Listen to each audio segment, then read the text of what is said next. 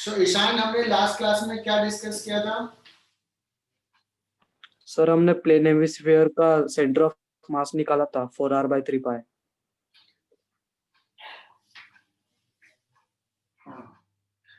Last class में हम लोगों ने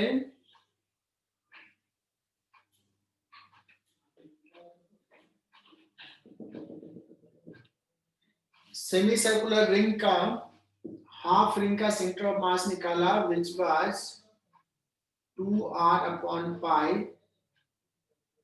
r is the radius। फिर एक जनरल केस लिया कि दिस इज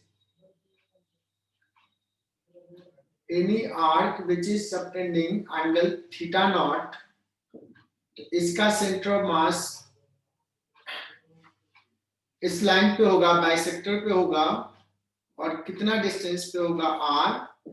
ये बताया था capital R which is radius sine theta naught by 2 upon theta naught by 2। This is the format, ऐसे ही याद रखना।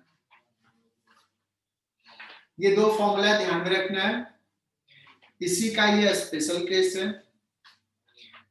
देन वी हैव डिस्कस्ड कि अगर एक सेमी सर्कुलर डिस्क है, mass is distributed on a surface, इसका सेंटर ऑफ मास कितने distance पे आया था? 4r/3π। ये जो आया था 4r/3π पे आया था, यहां से डिस्टेंस है ना। और अगर इसका भी अगर पूछा जाए कि कोई लैमिना है जो एंगल थीटा नॉट कर रहा है,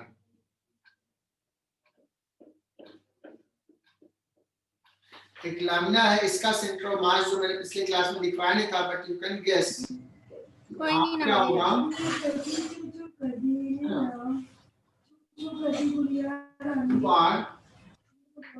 r/3 sin theta naught by 2 upon theta naught by 2।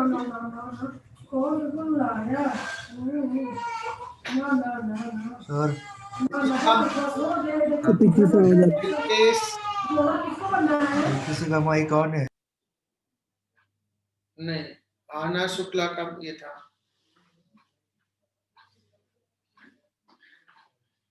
देखो इसका ये स्पेशल केस हो जाएगा, put the value of theta naught is equal to pi, तो यहां से देखो आ जाएगा। तो यहां तक तुम्हें याद हो जाना चाहिए, ध्यान में रखना है। नहीं ध्यान में रखा, इंजीनियरिंग वाले बैच डिराइव कर सकते हो। You should develop the ability to derive this in a very quick time. एक दो बार जरूर डेरिवेशंस देख लो, बट रट्टा नहीं मारना डेरिवेशन।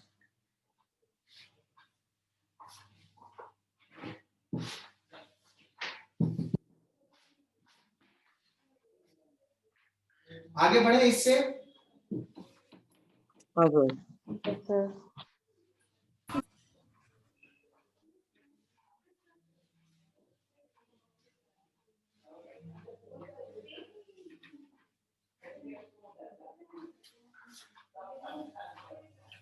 एक चीज और हमने गौर किया था कि हाफ रिंग में r/2 से ऊपर था या नीचे था, तो वो सब भी हमने डिस्कस किया था। नेक्स्ट इज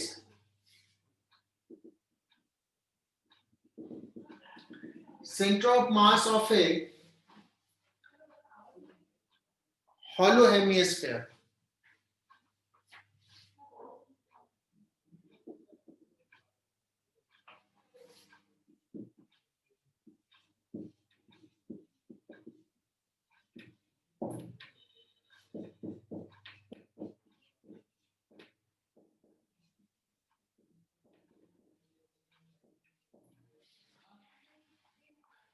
तो बच्चों ये हम एप्लीकेशन ऑफ इंटीग्रेशन देख रहे हैं, जो यहाँ पे सीख रहे हैं बहुत कुछ। इट्स नॉट अबाउट ओनली कि सेंटर ऑफ मास निकालना है, हाउ टू कंसीडर एलिमेंट, है ना, कैसे मास लिखेंगे उस एलिमेंट का, ये सारी चीज हम लोग यहाँ पे देखेंगे।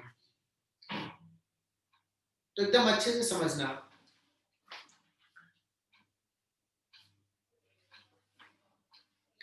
सबका स्क्रीन ब्लर है या किसी का चल रहा है सही? सर सही है। clear है सर। सही है सर। ठीक है, ब्लर है। ब्लर है।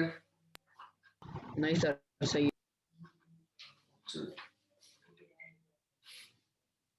So its hollow hemisphere can be assumed as made up of many ring. 3D rings. एक रिंग यहाँ पे, फिर उसका थोड़ा सा छोटा रेडियस यहाँ पे, फिर और छोटा रेडियस यहाँ पे, ऐसे ऐसे रखते जाएंगे। So let's consider an elemental ring.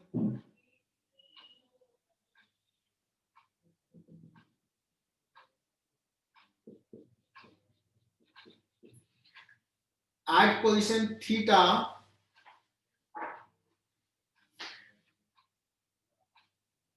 और ये विड्थ भी ले लेते हैं d थीटा।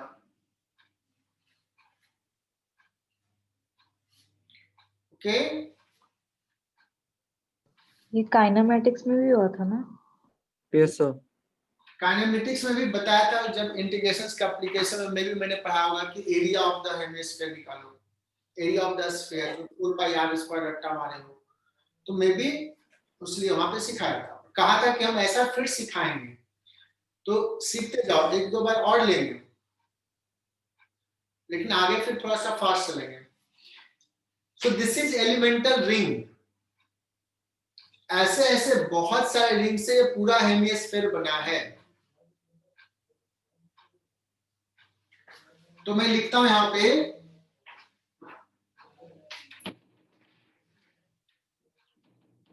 साथ साथ लिखो, consider and elemental ring of radius,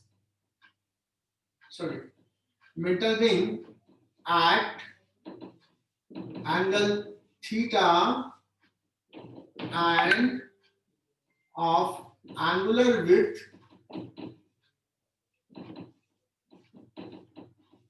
d theta as shown in figure। अगर इसका हेमिस्फीयर का मास बच्चों m है, तो सिग्मा कितना लिखेंगे? You know that m upon कितना, 2πr²। हाँ सर, हाँ सर।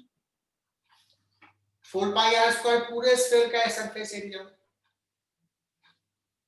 मुझे तो लिखना है dm इस एलिमेंट का, और मुझे निकालना है y coordinate of the centre of मास।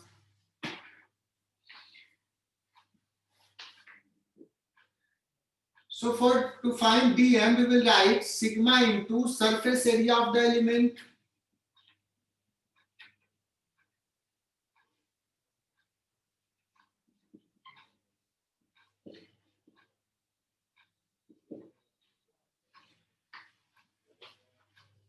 अब मैं बताता हूं क्या करो, यहां से देखो थीटा पे यहां मार्क किया, ऐसे ऐसे टर्न लिया, फिर यहां से डी थीटा लिया, फिर ऐसे टर्न लिया, ये रिंग बन गया है, ऐसा मैंने बताया था पहले भी।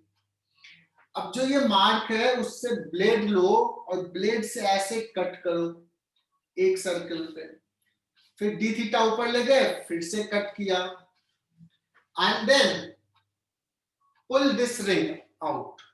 इस रिंग को पुल करोगे तो उस रिंग का रेडियस इतना होगा। रिंग का रेडियस कितना होगा बच्चों? r sin थीटा या r cos theta? R cos theta.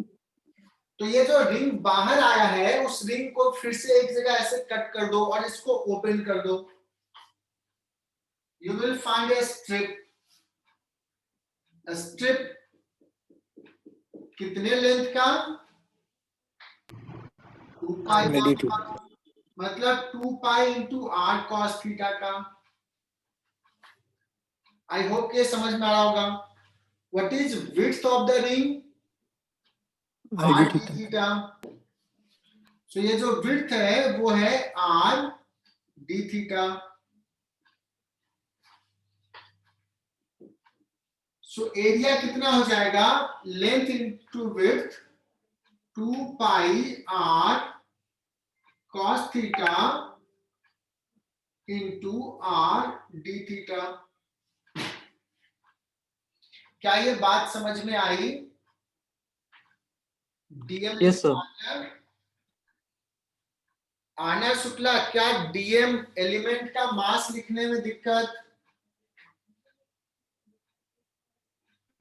No sir.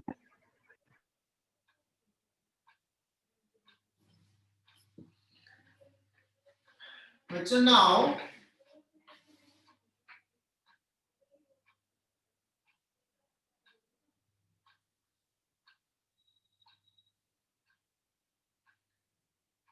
हमें निकालना क्या है? YCM. What is the definition? Y YDM का integration upon total mass. DM. DM का इंटीग्रेशन टोटल मास. हमने टोटल मास लिख लिया. जो हमारा y क्या था? एलिमेंट के सेंटर ऑफ मास का y कोऑर्डिनेट. एलिमेंट का सेंटर ऑफ मास बच्चों यहां होगा because this is a full ring. So इसको r sin थीटा लिखूं या r cos थीटा लिखूं?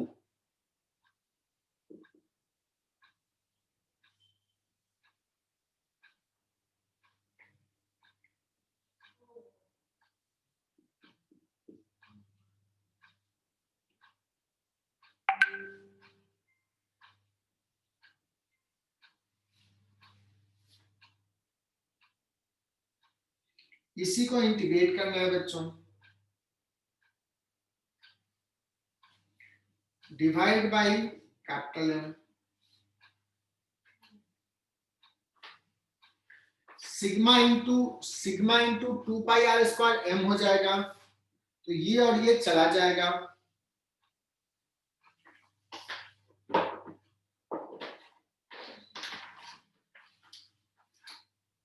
देखना,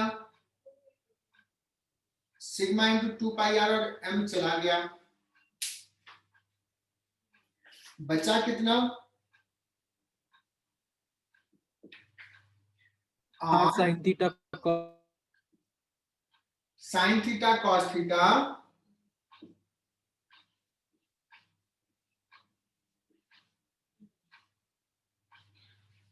अब आते हैं बात लिमिट की. सो लिमिट क्या पुट करें? फर्स्ट रिंग हमारा व्हेन थीटा इज 0 बढ़ते गए बढ़ते गए बढ़ते गए बढ़ते गए. लास्ट रिंग ये वाला है थीटा 90 पे. Limit should be 0 to 90 degree, that is pi by 2 radian. ये सब हमने पढ़ा दिया है. बेसिक सब स्ट्रॉन्ग करवा दिया है. इसी दिन के लिए सब किया था. बहुत टाइम हमने बेसिक्स में लगाया है. मैथमेटिकल टूल में बहुत प्यार प्यार से पढ़ाया है.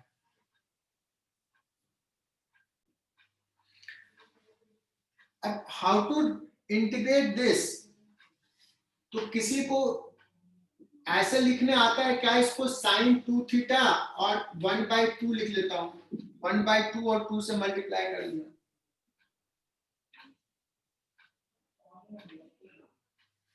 R भी है. इसको 0 से π/2.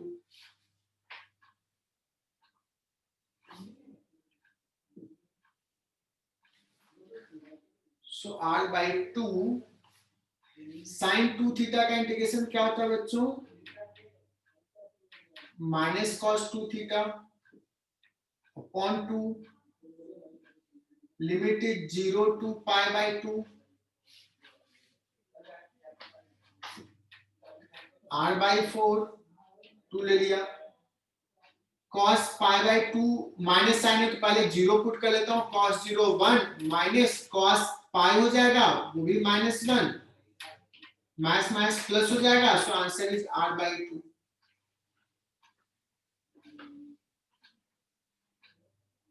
बात समझ में आई? Yes, sir.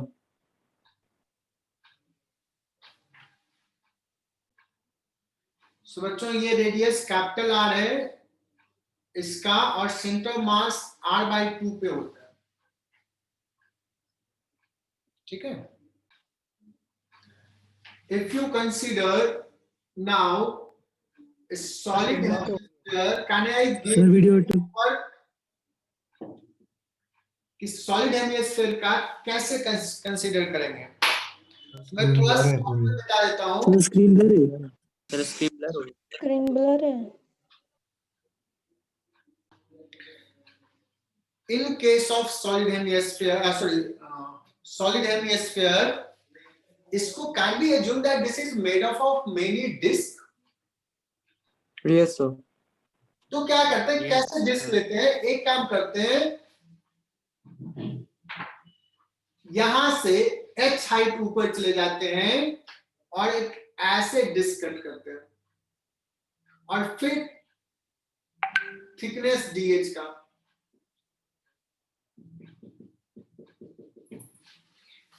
यहां से ऊपर गया h हाइट, ऐसे स्लाइस कट किया, फिर थोड़ा सा हाइट ऊपर गया, एक और स्लाइस कट किया dh थिकनेस का। इसमें अगर पूछा जाए what will be the rho, what is volume mass density, you will say that total mass upon volume हो जाएगा बच्चों half of the volume of the sphere, 4π/3 r³ का हाफ, दिस इज रो। हमें फिर से एलिमेंट का मास लिखना है, यहाँ पे मास जो डिस्ट्रीब्यूटेड है वो वॉल्यूम में है, तो volume mass density into volume of the element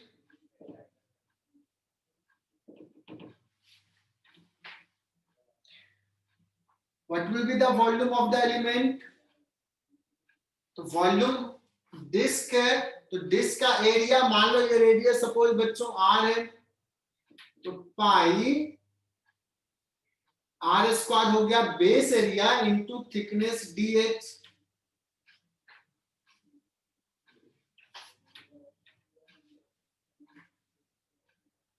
मुझे तो निकालना है y coordinate of this, ycm। क्या लिखेंगे, y कोऑर्डिनेट कितना है बच्चों इसका, h है y कोऑर्डिनेट,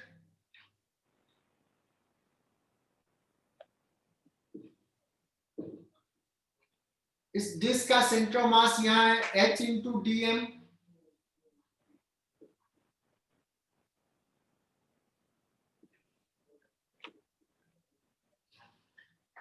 अगर हमें लिमिट पुट करना है तो बताओ h कहां से कहां वेरी कर रहा है, फर्स्ट h 0 और लास्ट h r,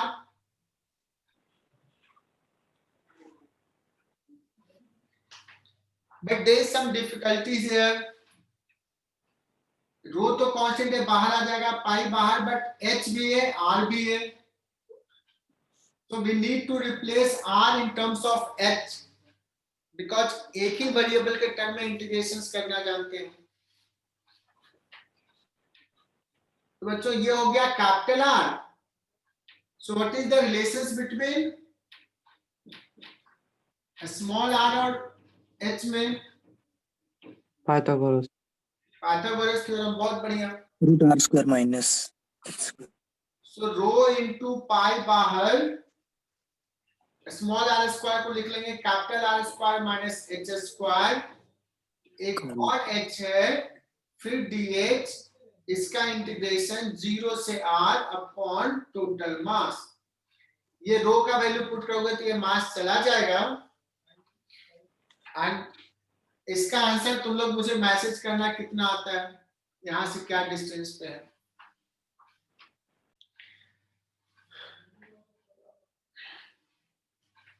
सर्वेश ने निकाला 3r, r² नहीं आएगा सर्वेश, r आएगा, 3r/8 इज द आंसर, पिछले सवाल का 3r/8। दिस इज बच्चों hollow cone,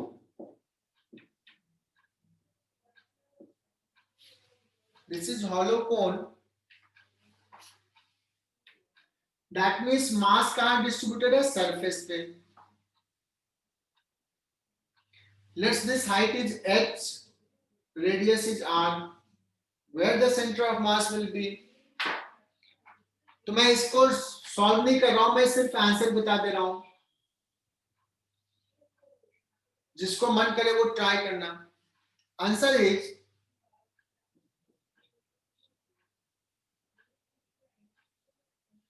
h/3 from the base. r से इंडिपेंडेंट होता है.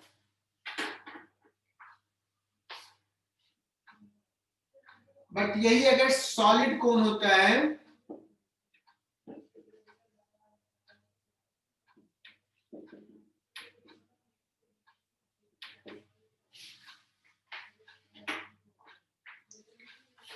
so answer comes out as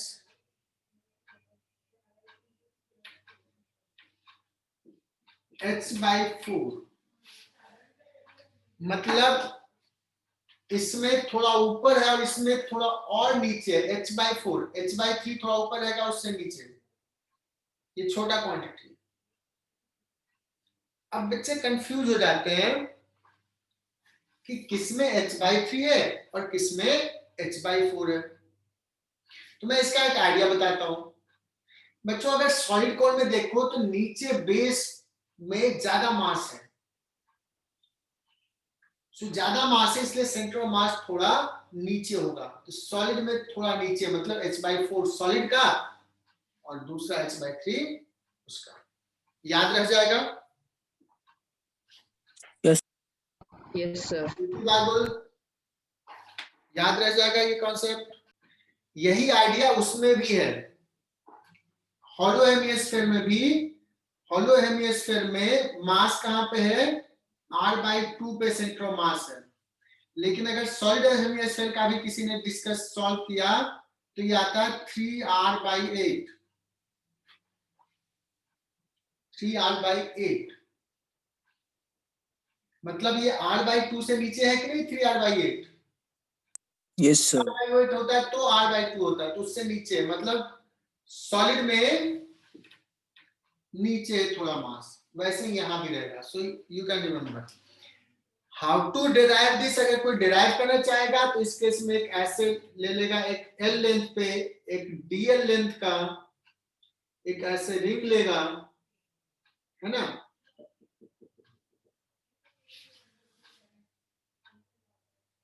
मास कैसे डिस्ट्रीब्यूटेड बोलेगा. इसका सेंटर ऑफ मास यहां होगा. ये रेडियस r. तो बच्चों ये L R दो वेरिएबल होगा तो एक ही वेरिएबल L में ले लेगा और इस r/कैपिटल R is equal to L upon ये कैपिटल L ऐसे करके लिख लेगा. You can replace this.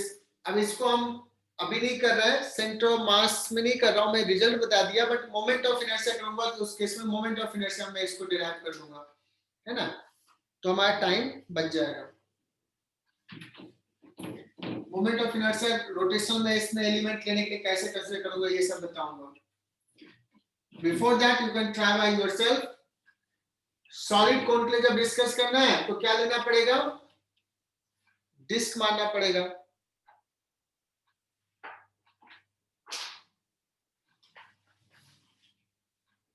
ठीक है बच्चों. तो आगे बढ़े हम. Yes sir.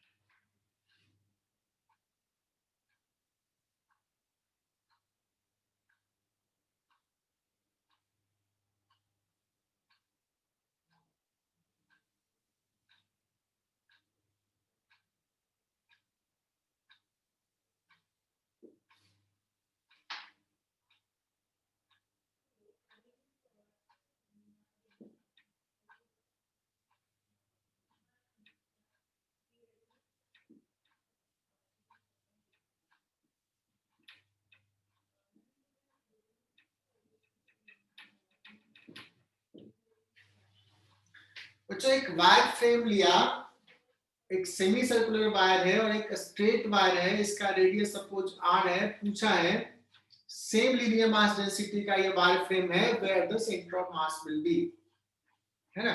जो अभी पढ़े उसके एप्लीकेशंस पे एक सवाल कर लेते हैं। तुम कहोगे सर अभी तो हमने इसका सेंटर ऑफ मास लिखने के लिए जाना, तो कैन बी एज्यूम दैट कि this is combination of two mass system, जो हमारा पूरा वायर फ्रेम है। एक मास हो गया ये हाफ रिंग और दूसरा मास हो गया हमारा ये स्ट्रेट वायर। अगर स्ट्रेट वायर का मास m2 लिखूं तो m2 यहां प्लेस होगा और रिंग को एक मास से प्लेस करूं तो वो यहां कहीं प्लेस होगा। So this system can be replaced by two mass m1 and m2. But idea ये है, अब दिक्कत ये है कि m1 क्या लिखूं, m1 क्या लिखूं। लेट्स की linear mass density is lambda. कोई हेल्प करेगा मुझे?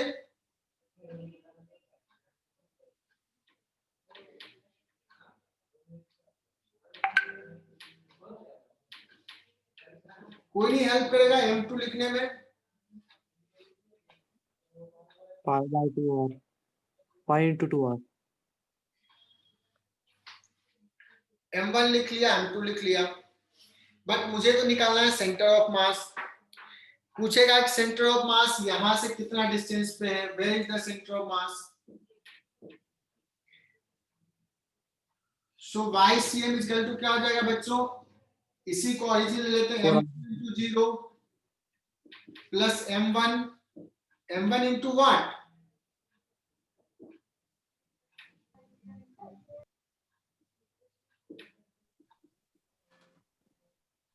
थ्री लैम्डा बाय m1 का वैल्यू पुट कर दोगे, lambda into pi r into 2r by pi whole divide by m1 is lambda pi r plus m2 is lambda 2r। Lambda तो चला जाएगा 2r upon pi plus 2, I think ये answer आया।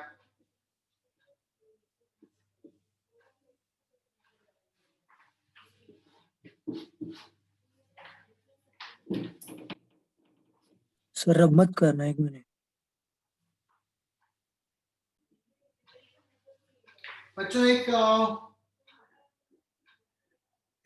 Solid hemisphere है, एक solid कोन है, और देखो ये कैसा ट्रॉफी बनाया तूने, है ना। इसका सेंटर ऑफ मास यहां से कितने डिस्टेंस पे होगा, volume mass density same. Material suppose की कर दे ऐसा कि एक सॉलिड कोन और सॉलिड हेमिस्फीयर बनाया आयरन ब्लॉक का, आयरन ब्लॉक दे दे, तो कैसे निकालोगे, you have 5 minutes time, try it. So बच्चों इसमें सबसे पहले क्या करना है, मैं आंसर नहीं बता रहा हूं। इसको अगर एक मास माना बच्चों, इसको 2 मास सिस्टम बनाते हैं, तो इसका सेंटर ऑफ मास कहां होगा, यहां पे इससे नीचे कितना 3r/8, तो ये डिस्टेंस कितना हो जाएगा, आई होप कि 5r/8 हो जाएगा। ये हो गया m1। You know how to write m1, rho into volume कितना 2π/3 r3, ये हो जाएगा m1। m2 बताओ यहां से कितना ऊपर होगा, r/2 r/2, 2r/4 है ना, ये 2r है, ये 2r दे दिया हमने, तो जाएगा 2r/4 यहां है, दिस इज m2। m2 कितना लिखेंगे बच्चों, 1/3 of pi r square into 2r, is it correct? Yes sir. m2 अब हमने सेंटर ऑफ मास का कोऑर्डिनेट यहां से पूछा है, तो क्या लिखेंगे? m1 y1 plus m2 y2 divide by m1 plus m2। क्या हमें सब कुछ नहीं पता है इसमें? y1 is 5r by 8, y2 is how much? r plus r by 2, 3r by 2,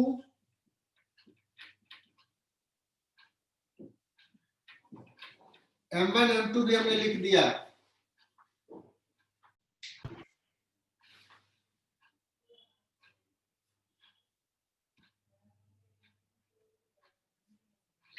तो ये सॉल्व हो गया। सर सर हम्म। सर आपने उसका डिस्टेंस बेस से बोला था क्या?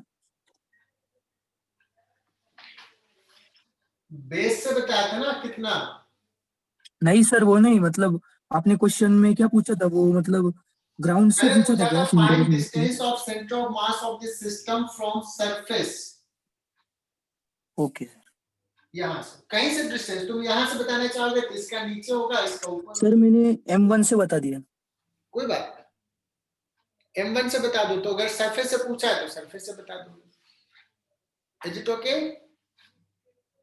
यस। तो बच्चों सेंटर ऑफ मास में आगे बढ़ते हैं।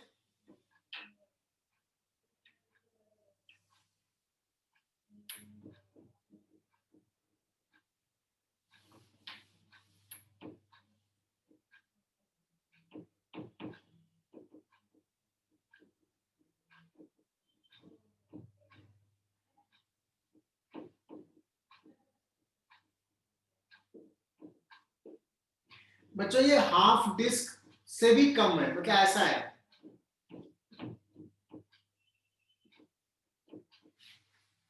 तो इसका सेंटर ऑफ मास कैसे निकाले? कहां होगा centre of mass of this part? ठीक है, इसका सेंटर ऑफ मास हमें निकालना है। तो इसको दो तरीका है निकालने का, एक इंटीग्रेशन और एक बेसिक तरीका। दूसरा तरीका बताऊंगा, तो पहले इंटीग्रेशन वाला कर लेते हैं, चलेगा? Yes sir. तो सबसे पहले मुझे बताओ कि इसका अगर मैं सिग्मा लिखना चाहूं, टोटल मास m है, तो how to write sigma? m upon pi r2 square minus pi r1 square by 2। Is it correct? Yes sir. ठीक है, now let's consider an element. बाकी बच्चों वही सेम है, r रेडियस का, dr थिकनेस का एक ऐसे एलिमेंट ले लो। क्विकली बताना कि कितना लिखूं?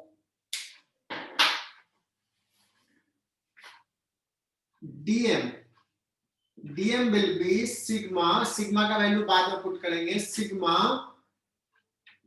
पाई r लेंथ इंटू dr। मुझे चाहिए y कोऑर्डिनेट, सो y dm का integration upon total mass dm का इंटीग्रेशन। मैं किसी बच्चे से पूछूंगा कि कौन बच्चा ये बताता है। अश्विन, अश्विन तूने क्लास अटेंड किया था कल PTM?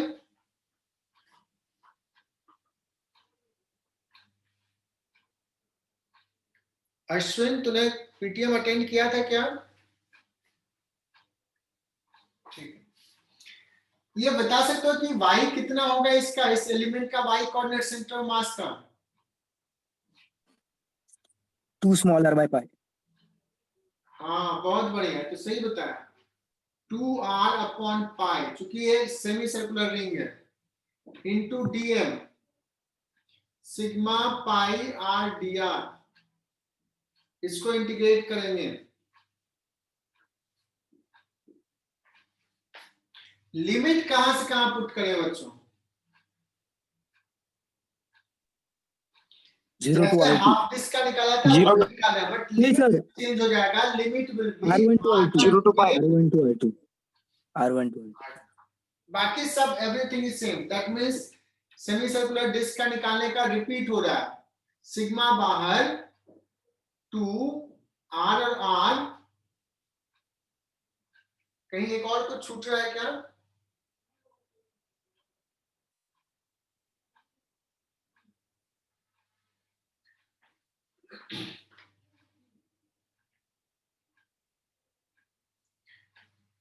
R square dr R cube by 3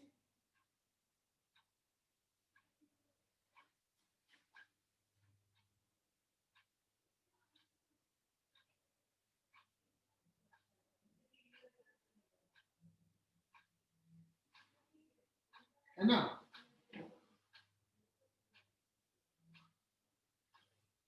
limit R1 से R2 whole divide by total मास।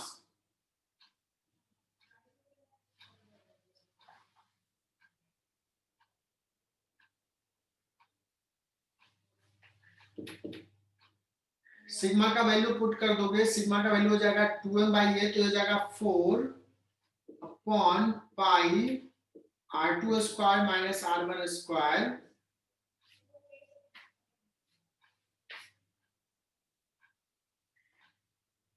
ये 3 भी आ जाएगा नीचे बाहर। R क्यूब का मतलब R2 cube minus R1 cube, m चला जाएगा। सो बाई CM कितना आ जाएगा बच्चों? यहां से ये रिलेशन आ गया 4/3 पाई R2 cube minus R1 cube divide by R2 square minus R1 square. अब अगर देखो कि R1 अगर 0 होता, R1 0 होता तो ये R आ जाता, देखो मैच कर गया, है ना। अगर ये हाफ डिस्क होता तो R1 0। Clear? Yes, sir. yes. और इसको थोड़ा सा और आगे बढ़ा दूं, 4/3 पाई। इसको थोड़ा सा सॉल्व कर सकते हैं क्या? AQ minus R1 PQ, plus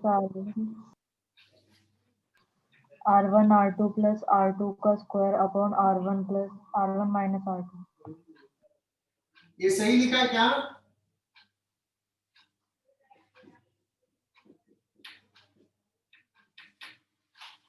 सही लिखा क्या?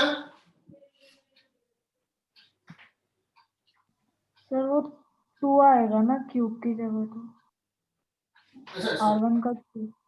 हाँ, मतलब square square R1 R2 square R1 square plus R1 R2। मुझे लगता है सारे बच्चों को ये याद तो होगा ही, a minus b into a square plus b square plus a b होता है ना।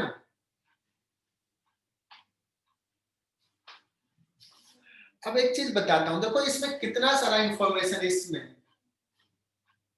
अगर हम कहें कि ये रिजल्ट अगर तुझे पता है, ये रिजल्ट, और मैं कहूं अभी जस्ट बोला कि ये हाफ डिस्क होता है, दैट मींस R1 0 होता है, तो R1 तूने 0 पुट कर दिया, तो R2 क्यू अपन R2 स्क्वायर, तो R2 रह गया 4R/3 पाई आ गया। और अगर मैं कहता कि R1 और R2 इक्वल हो जाता ऑलमोस्ट, मतलब R1 R2 इक्वल होता है, ये बढ़ाते जाओ बढ़ाते जाओ बढ़ाते जाओ, क्या हो जाएगा? वो एक रिंग हो जाएगा बच्चों। क्या हो जाएगा? बहुत ही थिन रिंग। मतलब अगर R1 is equal to R2 put कर दो तो क्या रिजल्ट होगा Y का?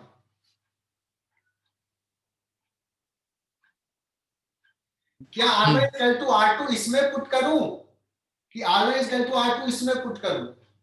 इसमें पुट करोगे तो बच्चों ब्लंडर होगा, क्योंकि 0/0 हो जाता है, 0/0 इनडिटरमिनेट फॉर्म होता है। तो इसको यहाँ पे नहीं पुट करेंगे, यहाँ पे पुट करेंगे। यहाँ पे पुट करो और देखो कि क्या रिजल्ट आता है। कोई बताओ मुझे क्या रिजल्ट आ रहा है?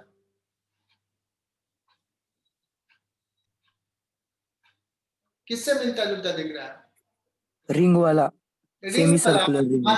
मतलब समझो कि ये फॉर्मूला में डिस्क वाला भी फॉर्मूला है और रिंग वाला भी फॉर्मूला है ना? क्लियर? सर रिकॉर्डिंग कर दिया रिकॉर्डिंग है, कुछ देर पहले नहीं कर रहा था। समझ में आया? इसी फॉर्मूला में अभी दिखाया था, पता नहीं रिकॉर्ड हुआ कि नहीं, रिंग वाला भी फॉर्मूला है और डिस्क वाला भी फॉर्मूला है, हाफ रिंग हाफ डिस्क का।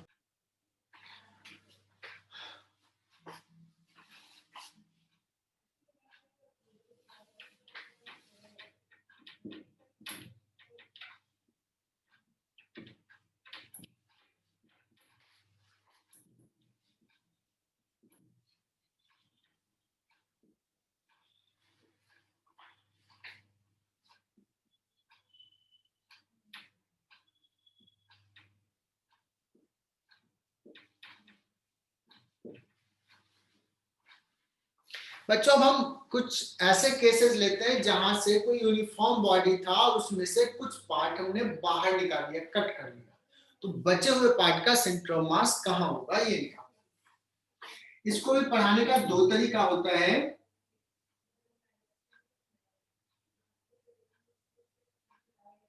जो तरीका बच्चे प्रीफर नहीं करते मैं एक्चुअली वही तरीका बताता हूं, दोनों तरीका भी बता दें। बच्चों बात यह है कि एक डिस्क है, uniform disc, mass was uniformly distributed over the surface, but Rishabh ने क्या किया, एक डिस्क यहां से कट किया और अपना घर लेके चला गया। ऋषभ कनेक्टेड हो? Yes, sir.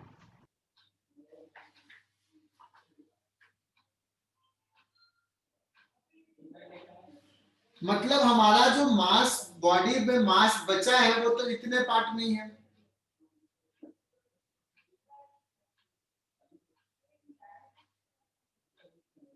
यही है।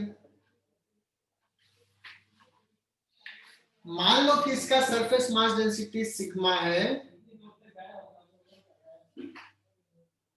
बॉडी का, इसका रेडियस सपोज 2r है और इसका रेडियस जो है, इसका डायमीटर 2r है, तो ये सेंटर हो जाएगा।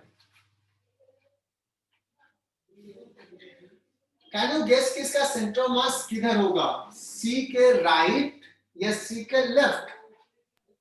लेफ्ट। सी के लेफ्ट, बहुत बढ़िया। लेकिन सी के लेफ्ट कितना डिस्टेंस पे होगा, ये डिस्टेंस ऑफ सेंटर ऑफ मास क्या होगा, ये ओ लिख देता हूं बच्चों, सी का मतलब सेंटर कहेंगे। Let's see this is centre of mass, we have to find this.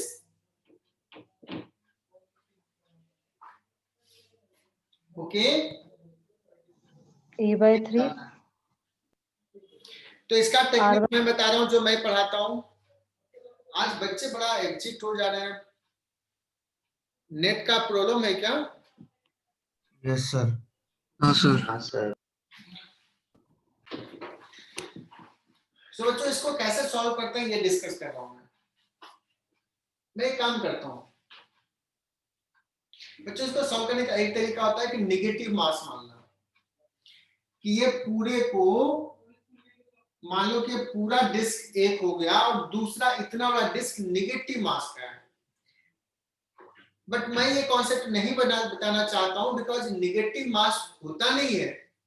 मैं चाहता हूं चलो दूसरे तरीके से लेते हैं। यही कॉन्सेप्ट इलेक्ट्रोस्टैट्स में भी आता है और भी चीजों में आता है, तो वहां पे हम चार्ज पॉजिटिव नेगेटिव दोनों होता है, तो वहां पे नेगेटिव चार्ज कॉन्सेप्ट लेते हैं। यहाँ मुझे नेगेटिव मास लेना बड़ा अच्छा नहीं लगता है, तो मैं क्या करता हूं ना, मैं रिक्वेस्ट करता हूं कि ऋषभ से, ऋषभ भाई जो डिस्क लेके गए थे वो लाके दे दो मुझे थोड़ी देर के लिए। तो बच्चों ये हो गया हमारा बॉडी 1 जिसका सेंटर ऑफ मास निकालना है, और ऋषभ से मैंने डिस्क मांग के लाया, वो ये हो गया बॉडी 2, और बॉडी 1+2 हमारा कैसा सिस्टम है?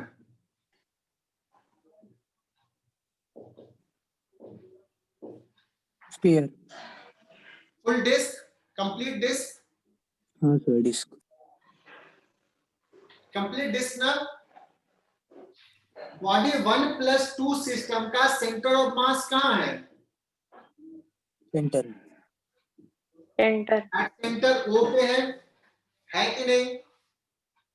Yes sir. बॉडी 1 का मास मान लो m1 है और बॉडी 2 का मास m2 है, तो क्या मैं इक्वेशंस लिख सकता हूं बॉडी 1+2 के लिए? सुनना, बॉडी 1+2 के लिए m1 मान लो कि ये डिस्टेंस x इधर है, तो m1 इंटू x या x1 ले लेता हूं, लेकिन ये माइनस लिखना पड़ेगा बिकॉज इधर है ऑरिजिन, इसको ले रहा हूं, है ना, इसको ऑरिजिन ले लिया, प्लस m2 इसका सेंटर ऑफ मास कितने डिस्टेंस पे है? r divide by m1 plus m2। Is it correct? Yes sir, equal to 0। अब देखो एक्सीएम तो 0 है, तो ये 0 है, m1 m2 जाके 0 हो जाएगा, तो क्या हो जाएगा? m1 x1 is equal to m2 r। Clear है क्या? हाँ सर। x1 क्या हो जाएगा? m2 divide by m1 into r। बात समझ में आई? Yes sir. m2 कितना है तो कहोगे sir sigma into pi are square है m2, sigma into pi are square. m1 कितना है तो सिग्मा इंटू पाई 2r का square minus pi are square. R square.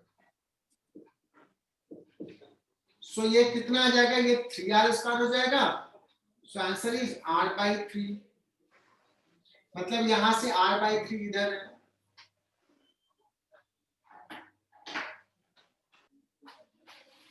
This same concept can be solved in the another way कि जिस body को हमें निकालना है सेंटर ऑफ मास, तो मोस्ट ऑफ द लोग, मैक्सिमम लोग ऐसे बताते हैं ये जो बॉडी हमारा है ये है एक फुल बॉडी और इतने का निगेटिव मास का बॉडी, और उसका सेंटर ऑफ मास निकाल लेते हैं, तो इसका मास निगेटिव ले लेते हैं। बट मुझे ये अच्छा नहीं लगता बोलना नेगेटिव मास, बिकॉज होता नहीं नेगेटिव मास, इसलिए अगर ऐसे काम चल जाए तो ऐसे कर। सर 1 मिनट नीचे का मत रखो। मिटा दो। सो एक सवाल मैं ले लेता हूं और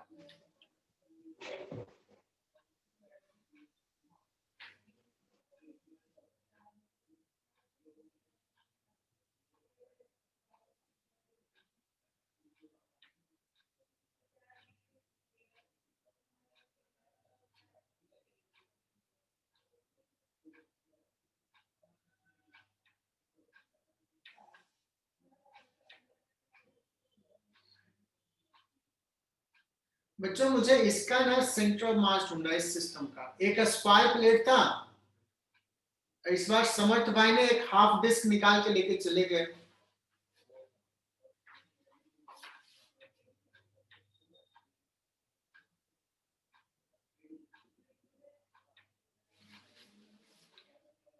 तब भी नहीं अच्छा बना। तो इसका मुझे निकालना है सेंटर ऑफ मास कहां होगा।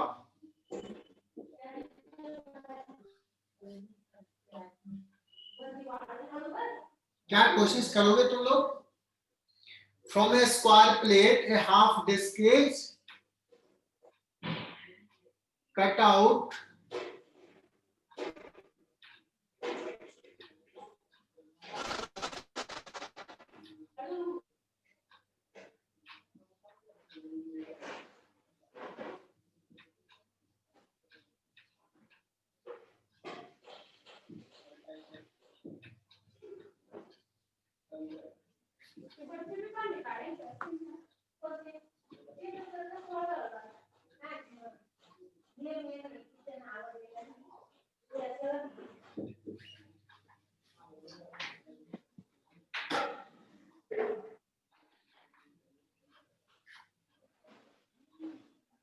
ठीक है बच्चों, तो मैं क्या करता हूं, इसको मान लेते हैं अगेन, समझ से मान लेते हैं, हाफ डिस्क ला के रख देते हैं यहाँ पे। तो ये बॉडी हो गया M1, ये बॉडी हो गया M2,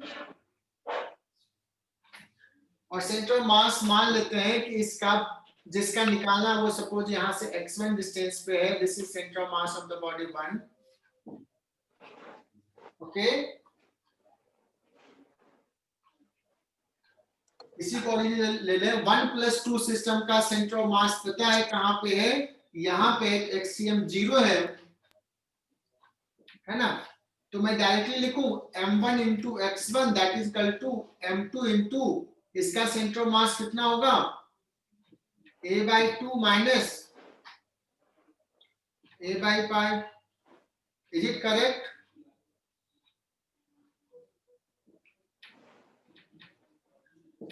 नहीं, हाफ डिस्क है तो कितना हो जाएगा बच्चों, 4r/3π।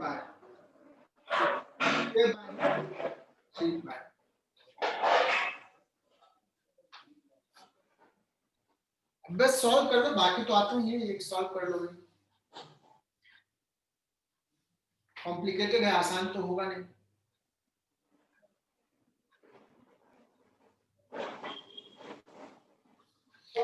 अब बताते हैं बहुत ही बेहतरीन सवाल, बहुत ही बेहतरीन। देखो ये निकालना आसान तो नहीं था, M1 लिखना है। अगर चलो मैं लिख ही देता हूँ M1 क्या लिखोगे बच्चों, sigma into a square minus sigma into pi a/2 का स्क्वायर बाई 2। पाई a/2 का square into x1 that is equal to m2 कितना हो जाएगा सर बाई 2 भी आएगा? हाँ बाई 2 भी आएगा, पाई a/2 का square into sigma into a/2 minus 2a/3π। अब यहाँ से x1 आ जाएगा, सिग्मा सिग्मा तो जाएगा, x1 आ जाएगा। इसका सेंट्रल मास है।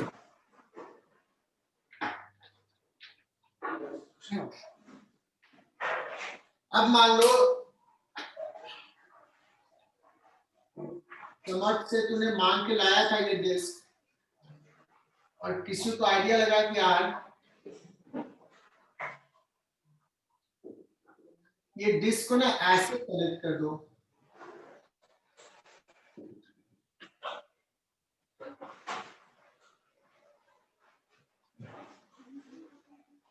और ऐसे कनेक्ट कर दिया तो ये मस्त ट्रॉफी बन गया बच्चों ना। कॉलेज में तुम्हें स्पोर्ट्स में कुछ जीतते हो तो ऐसे ट्रॉफी बना दिया, this is design of trophy. ऐसे कट किया और ऐसे बेल्ट कर दिया। आ रहा समझ में?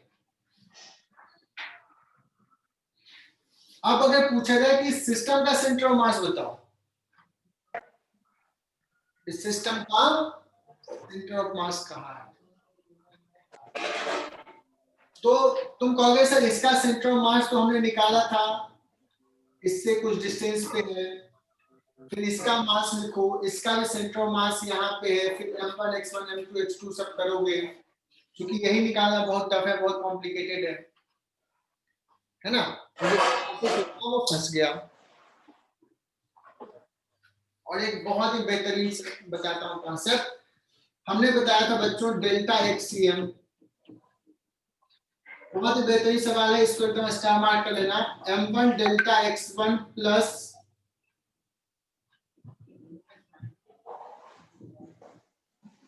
ये कॉन्सेप्ट बताया है क्या, मेरा फेवरेट सवाल है ये कॉन्सेप्ट।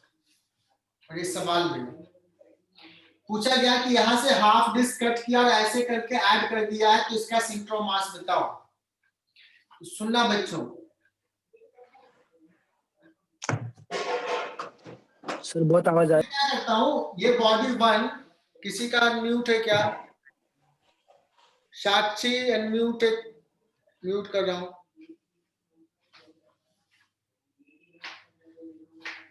इसको मैं मानता हूँ बॉडी 1 और इसको मैं मानता हूँ बॉडी 2। अगर ये बॉडी 2 ऐसे था तो सेंटर ऑफ मास यहां था, अब बॉडी 2 के यहां से यहां लेके गए, बॉडी 2 के सेंटर ऑफ मास को कितना डिस्प्लेस किया बच्चों?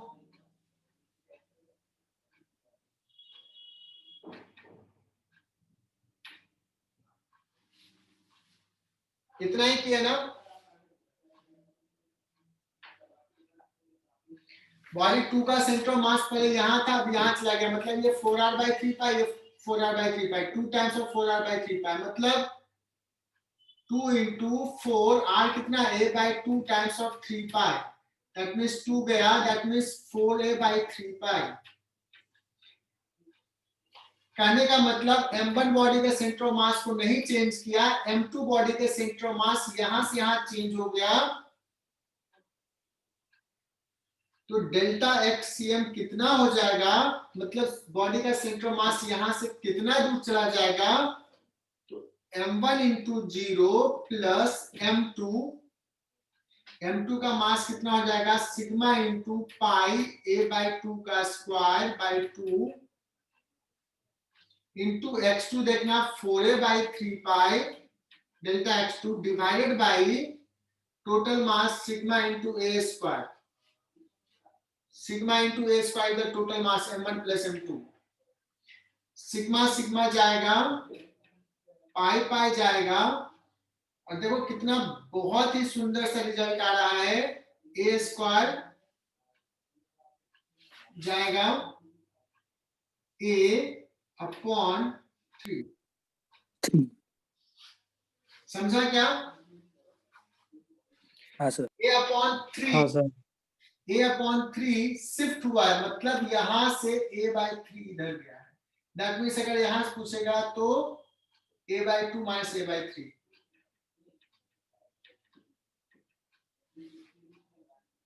कितना सुंदर सा तरीका है, कितना सुंदर सा रिजल्ट आ गया। अगर तो उस मेथड में फंसते, चूंकि ये हर टीचर से ये बताता है ये, और फिर अगर ऐसे दे दिया तो बड़ा परेशान हो जाओगे अगर ये नहीं आएगा, तो इसको स्टार मार्क कर लेना बच्चों। तो ये आज का लास्ट सवाल था।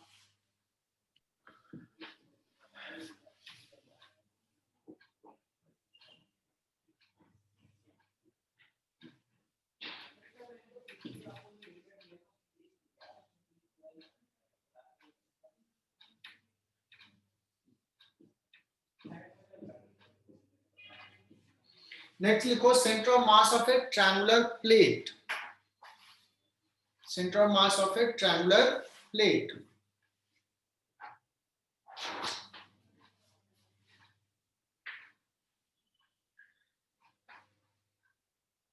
इसमें एक लॉजिक देता हूं, इसमें इंटीग्रेट ये सब नहीं करूंगा। इस ट्रायंगुलर प्लेट को can be replaced by made up of many rods,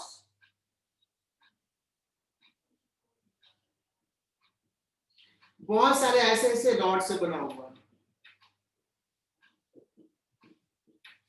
बहुत सारे ऐसे रॉड से बना हुआ। कहोगे ये सारे रॉड को ना मैं एक पॉइंट मास से रिप्लेस करता हूं, एक पॉइंट मास यहां मिड पॉइंट्स पे, एक मास यहां, मतलब ये मीडियंस ले लो, तो ये सारे रॉड को point mass placed on this median, अलग अलग मास है, ऐसा मान सकते हैं। अगर तूने ऐसा माना तो तुम कहोगे कि सर इस पूरे प्लेट को कह सकते हैं कि ये लाइन पे मास डिस्ट्रीब्यूटेड बट मास यूनिफॉर्मली नहीं है, क्योंकि ये रॉड बड़ा रॉड है, इसका मास ज्यादा, इधर छोटे रॉड्स हैं, कोई बात नहीं। जो भी सेंटर ऑफ मास होगा कैन बी से कि ये इसी लाइन पे होगा। Yes sir. Yes sir. अब मान लो लक्ष्मी अहेर ने बताया कि सर मुझे मन कर रहा है कि इस प्लेट को ऐसे ऐसे बहुत सारे रॉड से मानते हैं, ऐसे ऐसे बहुत सारे रॉड से मान सकते हो। तो civil say that centre of मास जो होगा ना, ये मीडियन पे ही होगा कहीं कहीं। अब बताओ, दोनों की बात सही है, और दोनों की जब बात सही है तो एक ही पॉइंट बचा कि वो ये पॉइंट है, इंटरसेक्शन पॉइंट। और मीडियंस का इंटरसेक्शन जो होता है उसको बोलते हैं सेंट्रॉइड। दैट मीन्स एक ट्रायंगुलर प्लेट का centre of mass, uniform triangular plate का सेंटर ऑफ मास उसके सेंट्रॉइड पे होगा, ना कि सरकम सेंटर, ना कि इन सेंटर, ना कि और भी जो होता है। क्लियर? तो आज का क्लास बच्चों यहीं फिनिश करते हैं। सर बुकलेट में तुम्हारा centre of mass, to find centre of mass वाला जो सेक्शन होगा उसको कंप्लीट करना। नेक्स्ट क्लास में 10 मिनट का डिस्कशंस लेंगे and then we will start motion of centre of mass, which will be very very important, and then principle of conservation of linear moment.